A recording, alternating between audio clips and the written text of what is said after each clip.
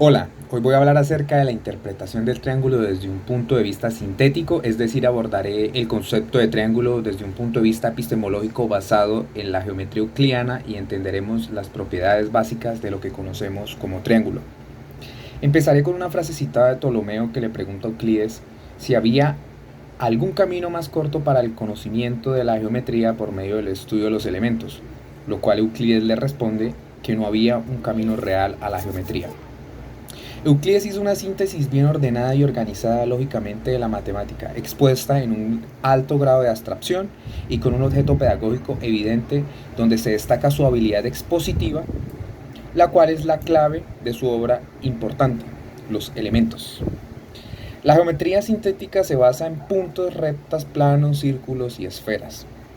Y el álgebra no tenía un sentido simbólico moderno, es decir, las letras solamente representaban las características de los cuerpos geométricos, pero no interpretaban en sí las propiedades de las cuales estaban dotados. Aceptaremos la existencia de punto y no definiremos punto. Y a partir de aceptar la existencia de punto, comenzaremos a construir lo que es una recta, un plano y demás. Me enfocaré solamente en la definición de triángulo.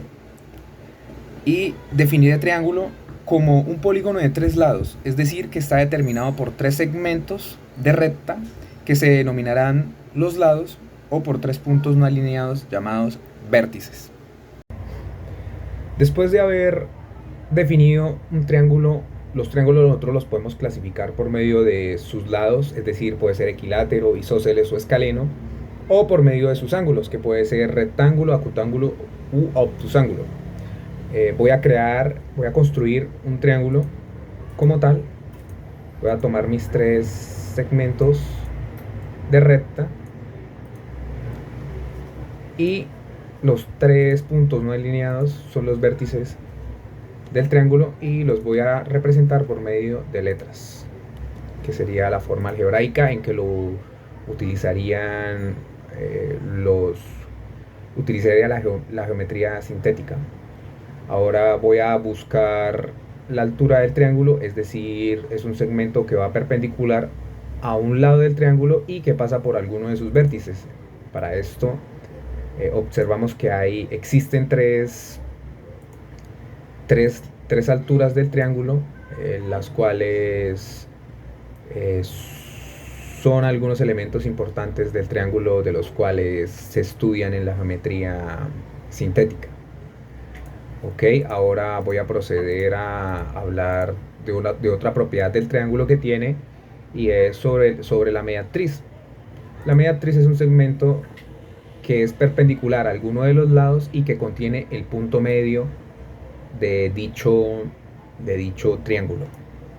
Entonces podemos observar que estoy construyendo las mediatrices y sabemos que existen tres mediatrices del triángulo. Por último, hablaré acerca de la bisectriz de un triángulo, que es un segmento que divide a un ángulo interior del triángulo en dos ángulos iguales. La herramienta de YPAD me garantiza la construcción de la bisectriz de dicho triángulo que estoy trabajando. Y aquí podemos observar como tal la bisectriz del triángulo. Dicha interpretación y abstracción del triángulo nos da la idea o noción para poder hablar de áreas, para poder ver ciertas propiedades en las cuales podemos trabajar y podemos expandirnos.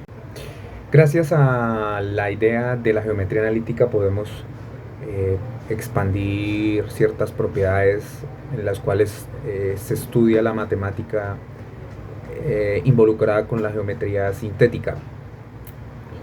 Ahora seguirá el turno de mi compañero Luis, quien les explicará la geometría analítica y sus propiedades.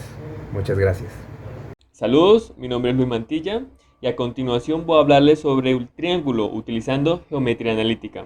Ya vimos cómo en la antigüedad utilizaban la geometría sintética, hablando sobre segmentos de rectas y darles propiedades a los triángulos y definir los triángulos utilizando segmentos. Ahora vamos a definir los triángulos utilizando puntos, utilizando coordenadas, como lo utilizan en la geometría analítica. La geometría analítica fue eh, fundada por Descartes y Fermat para generalizar todas las propiedades que tenía la geometría sintética.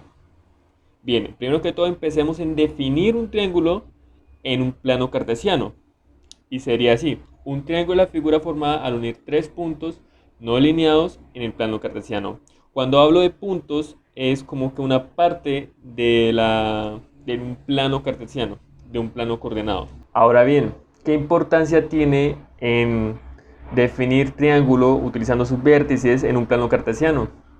Bien, para responder a esas preguntas sí vamos a desarrollar otra idea importante, que también era importante en la antigüedad, la cual era calcular el área de un triángulo. ¿Cómo podemos calcular el área de un triángulo utilizando sus vértices? Nosotros sabemos perfectamente que el área de un triángulo, utilizando sus longitudes de los lados, sería base por altura dividido en 2. Ahora bien, ¿cómo pasamos esa definición a la definición utilizando un plano cartesiano? Primero que todo, tendríamos que saber cómo calcular la distancia entre dos puntos. Eso es algo muy importante porque yo puedo calcular la distancia entre dos puntos en un plano de muchas formas. Pero la que se utiliza aquí en el plano cartesiano es la distancia euclídea, la cual es la distancia más corta de los dos puntos. Ahora, primero que todo vamos a definir punto acá. Acá punto simplemente es algo que tiene dos valores, un valor en el eje X, un valor en el eje Y. Recordemos que un plano cartesiano tiene dos líneas ¿ya? Perpendiculares, que son la línea del eje X y la línea del eje Y. Ahora bien, entonces A se define como dos valores, ¿cierto? En este precisamente va a ser 3, 3, y si voy a definir otro punto por acá, este punto se definió con 2 también, 8 y 5. Veremos, a ver, 8 y 5. Ahora, nosotros queremos calcular la distancia entre dos puntos, ¿bien? Entonces quiero calcular esta distancia. Esta es la representación de la distancia, ¿no? Yo quiero saber cuánta distancia recorre ese segmento de recta. Ahora bien, ¿cómo lo podremos hacer? Observemos una cosa, y es que, como habíamos comentado, yo quiero calcular o quiero ver cuál es el triángulo rectángulo que me representa ese, el segmento F, que va a ser mi hipotenusa para ese triángulo rectángulo. Ahora bien, primero que todo, ¿existirá ese triángulo rectángulo? Pues nosotros sabemos que sí es así, gracias al teorema de Tales. Nosotros, gracias al teorema de Tales, sabemos que este segmento, dado ese segmento, va a existir un triángulo rectángulo, tal que ese segmento, la distancia de ese segmento, sea la misma distancia de la hipotenusa.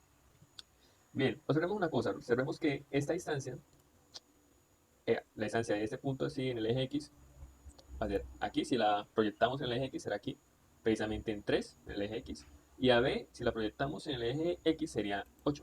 Bien, observemos que 3 viene siendo el valor de X en A, y 8 viene siendo el valor de X en el otro valor, en el otro punto, el punto B. Ahora hagamos lo mismo para Y. Entonces, si proyectamos A en Y, sería este punto, el punto 3, porque es el valor de Y. Y si proyectamos este punto en Y, sería ese valor, es el punto 5, ¿cierto? Porque B es 8,5.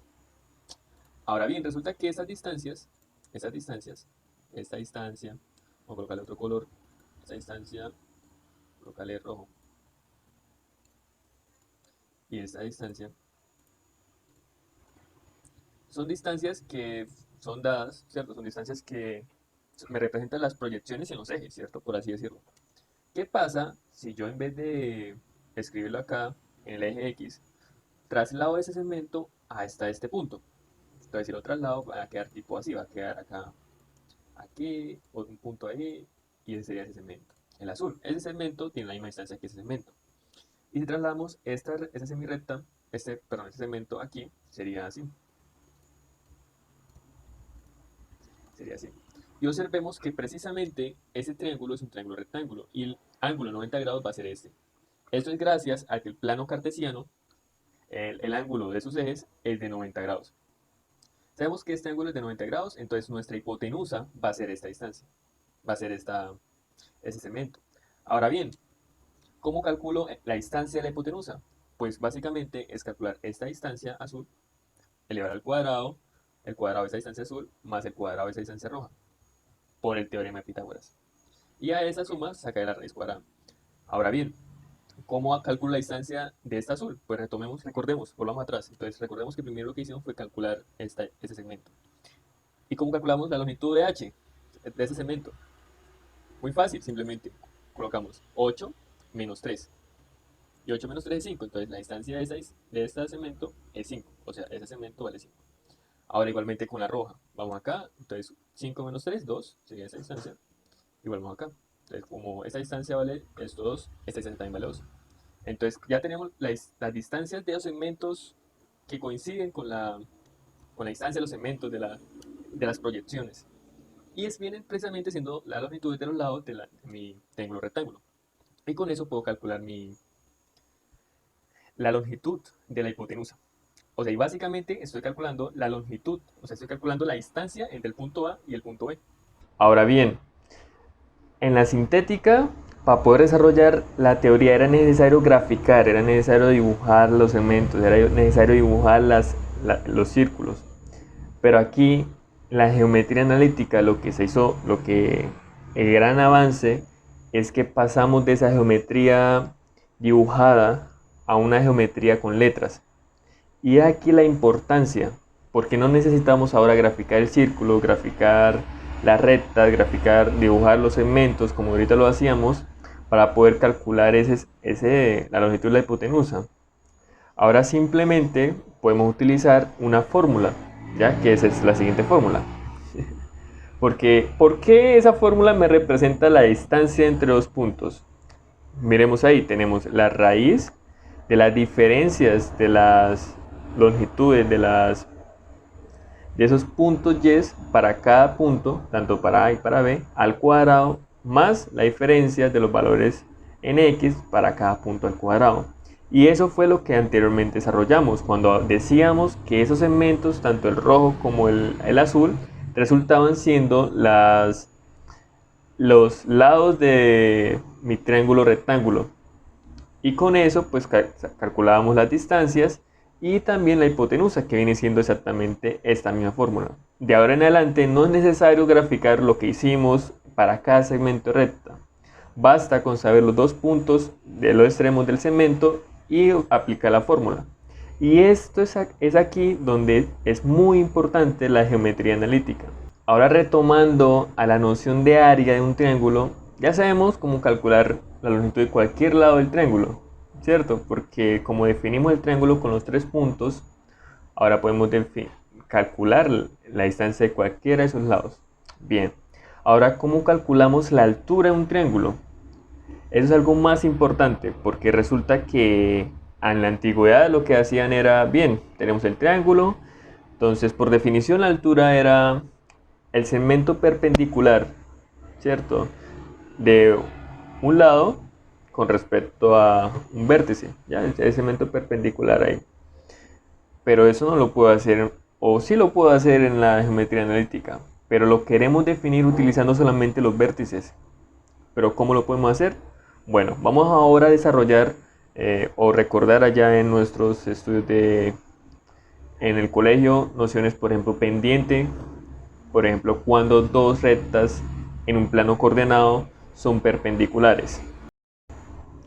Ahora bien, ¿cómo desarrollamos esa noción de pendiente? No sé si lo recuerdan, pero por definición de pendiente en una recta en un plano coordenado, en este caso pues un plano cartesiano, es la siguiente.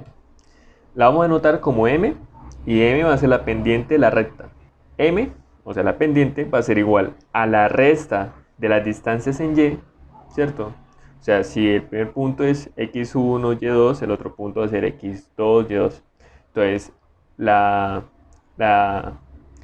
pendiente va a ser definida así, como y1 menos y2 dividido en x1 menos x2. Pues vamos observando que calculamos la pendiente o la estamos definiendo utilizando coordenados, puntos coordenados, solamente puntos coordenados. No sé si se estarán dando cuenta, pero no estamos utilizando bueno, por el momento nada de gráficas, estamos definiendo cosas utilizando solamente letras. Y aquí es lo importante de la geometría analítica. Ahora, ¿cómo sabemos si dos rectas son perpendiculares? Cosa importante.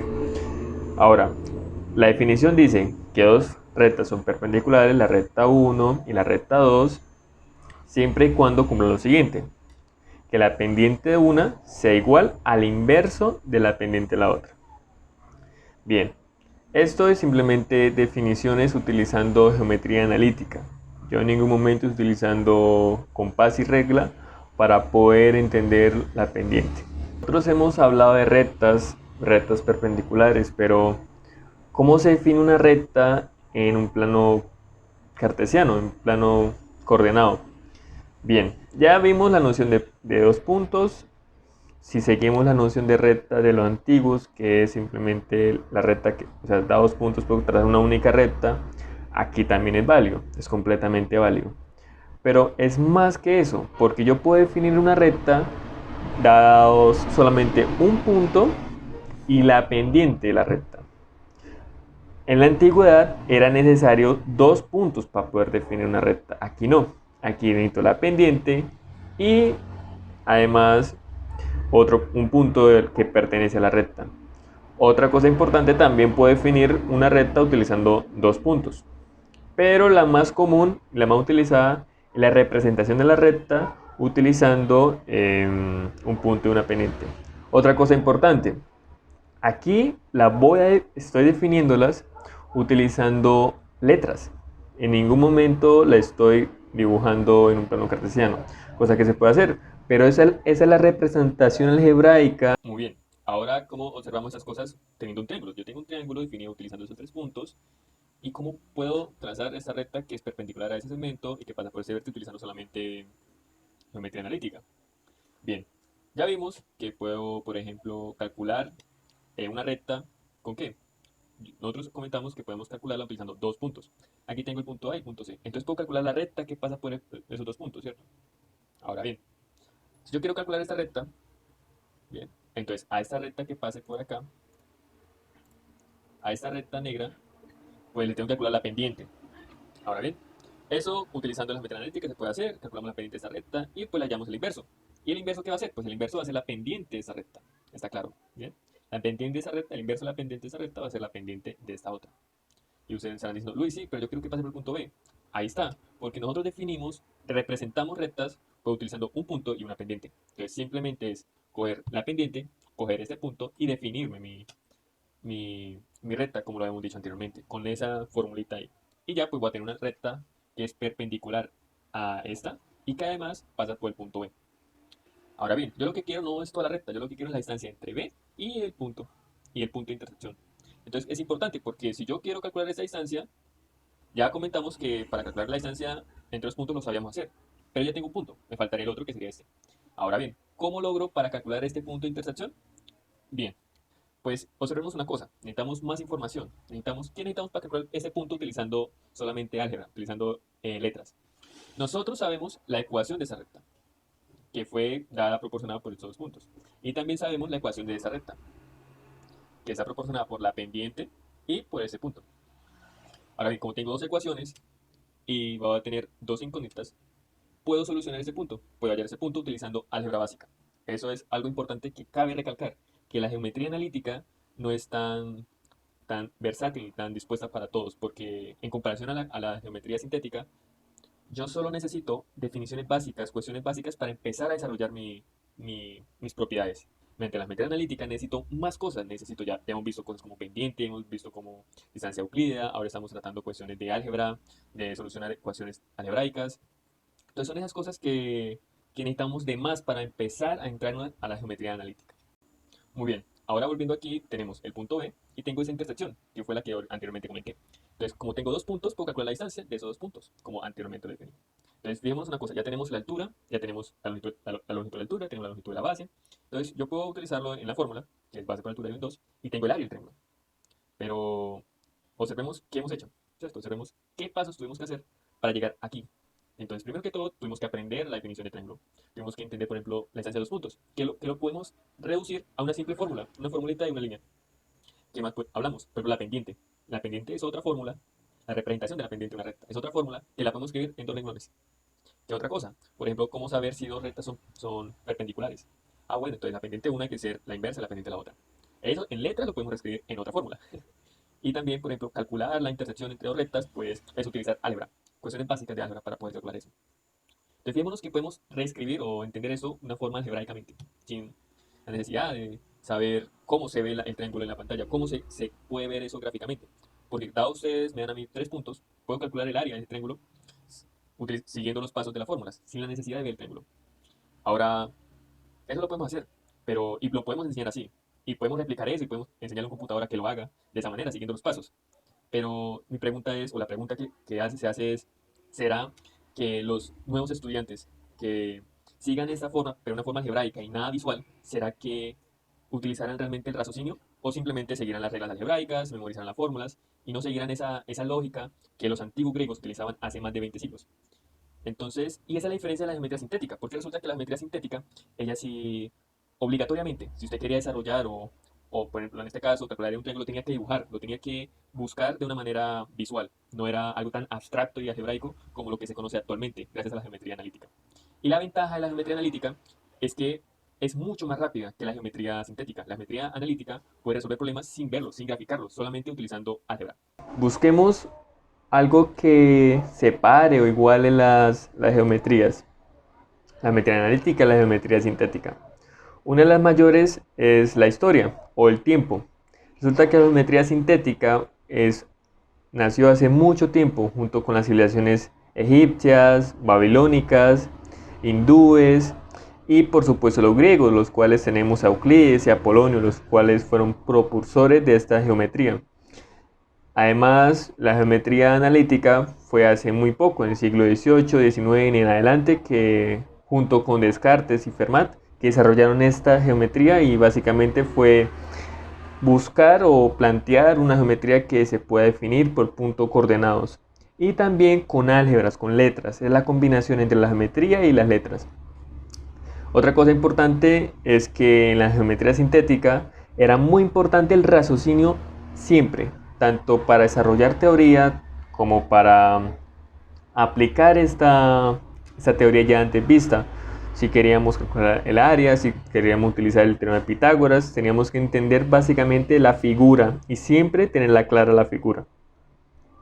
Cosa que es totalmente distinta a la geometría analítica. La analítica es necesaria las letras para representar las formas, para representar las rectas, para representar un punto en un plano es necesario el par ordenado. Para las distancias tenemos nuestra fórmula en letras. Y si queremos en la geometría analítica desarrollar teoría, bien si es verdad que se necesita raciocinio. Pero si queremos aplicarla, no es necesario. Podemos decirle al computador que nos calcule el área de un triángulo dado 3 puntos en un plano. Eso lo podemos hacer. Y todo el mundo sabe que un computador no es un ser pensante. Y eso es algo que pues se critica mucho en la geometría analítica, que lastimosamente se está enseñando de una forma solo algebraica y no utilizando la razón, cosa que los griegos sí utilizaban y sí enseñaban.